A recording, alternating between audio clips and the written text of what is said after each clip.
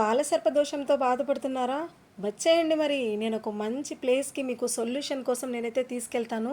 అది ఎక్కడో కాదండి.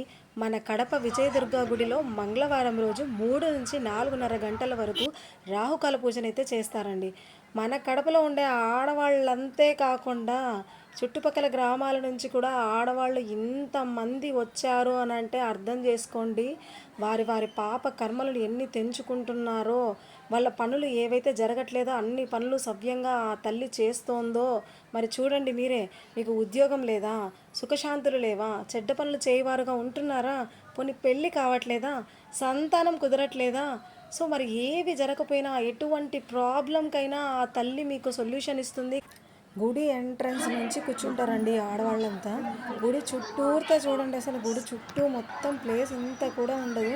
అందరూ ముందే వచ్చి ప్లేస్ని కూడా ఆక్యుపై చేసుకొని మరి అమ్మ పూజ కోసం వెయిట్ చేస్తూ ఉంటారు.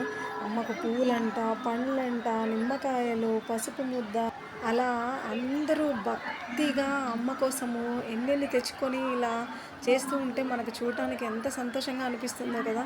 అమ్మ పవర్ అది.